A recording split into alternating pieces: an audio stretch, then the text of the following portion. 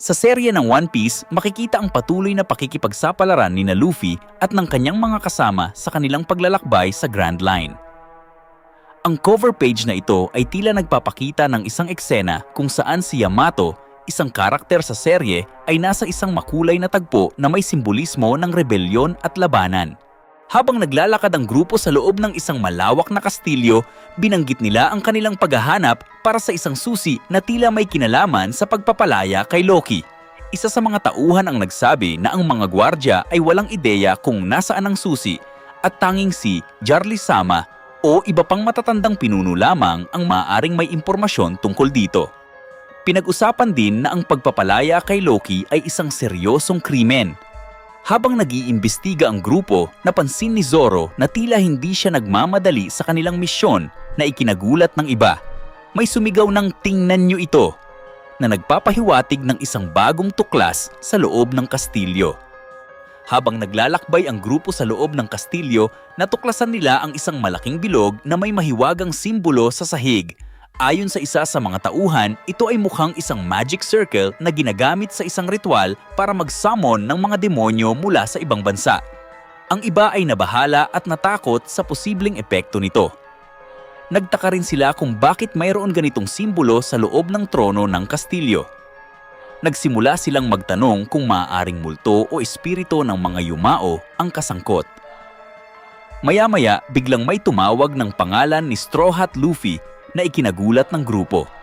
Mukhang isang mahalagang bahagi ng kwento ang ritual na ito.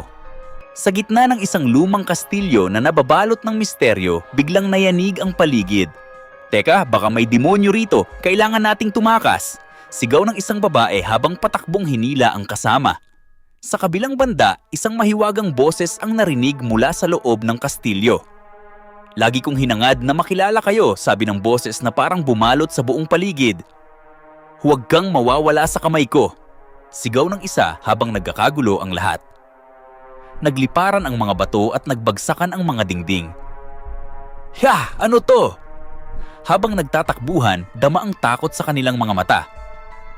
Ngunit sa gitna ng kaguluhan, hindi nila alam na isang pambihirang kapalaran ang naghihintay sa kanila. Sa loob ng isang kaharian na puno ng hiwaga, naglakad si Luffy at ang kanyang mga kasama patungo sa trono. Bigla nilang naramdaman ang kakaibang enerhiya mula sa kastilyo. "Ano to? May tao sa trono!" sabi ni Luffy habang nagtaka ang lahat. "Ah, patawarin mo ako, Nami. Huwag mo akong bugbugin." Natatakot na sigaw ng isa sa kanila. Habang nagkakagulo, lumitaw ang isang matandang lalaki na may malaking sombrero at kakaibang aura. Napatingin sila sa kanya. "Sino to? Bakit nandito si Yarsan?" tanong ng mga kasama ni Luffy. "Narinig ko ang balita, Straw Hat Luffy." Ngumiti ang matanda habang naglalakad pababa ng hagdan. "Matagal na rin mula noong huli akong naglakbay. Gusto kong bumalik sa Wano Country. Naramdaman ko ang kakaibang haki mula sa kastilyo pero mukhang nawala na ito. Sa halip, ikaw ang nakita ko." Dagdag pa ni Yarsan habang tinignan si Luffy na nakangiti rin.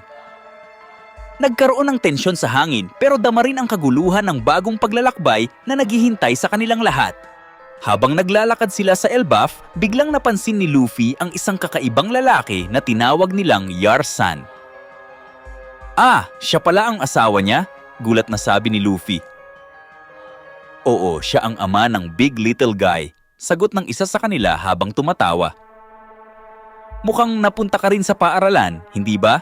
Nakilala mo sina Ripley at Kron doon?" tanong ni Yarsan habang seryoso ang tingin. "Opo, pero hindi ko alam na ganito pala ang kwento," sagot ng isa pang kasama ni Luffy. "Mas matanda pa siya sa akin." Dagdag ng babae na nagulat din sa kanilang usapan. "Namana niya ang dugong higante mula sa akin," sagot ni Yarsan habang natatawa. "Kahit bata pa siya noon, masyado na siyang malaki para buhatin ko." "Grabe, ang hirap isipin na may ganoong klaseng tao," sagot ng isa. Pero sa totoo lang, dagdag ni Yarsan na biglang naging seryoso. "Ang magpakasal sa isang higante ay hindi biro, ako lang ang nagtagumpay." Tumawa ang lahat sa kanyang biro pero alam nilang may lalim ang kanyang kwento. Sa kabila ng tawanan, dama pa rin nila ang kakaibang hangin sa Elbaf. Ang mga lahing hybrid ay nahihirapang mabuhay, pero sa bawat panahon, may mga natututo kung paano mag-adapt. Buccaneers, Dos Undadas, Long-limbed, Wotans, sa kasaysayan, maraming lahi ng may halong dugo ang umiral. Ang pag-ibig ay kalayaan. 600,000? Ano? Ganito siguro magiging itsura ni Sanji kapag tumanda na siya. Ang misyonaryo ng pag-ibig. Sino ka? Ang dami mong alam pero si Loki pala. Kalimutan mo na lang yan. Terror. Huwag kang basta-basta magsalita ng ganyan. Matanda, hinahanap ko ang susi ni Loki. Siyempre, hindi niya alam. Imposible. Sa ibang tao, napakapangit ng panlasa mo. Hindi mo dapat sinasabing iyan kahit kanino. Interesante. Gustong-gusto ko kapag may gulong nangyayari. Ngayon, ano ang gagawin mo? Alam mo ba kung anong klaseng tao si Loki? Sabi ko na sa'yo, tumigil ka na. Miss, ang mga sikreto ay para ikalat.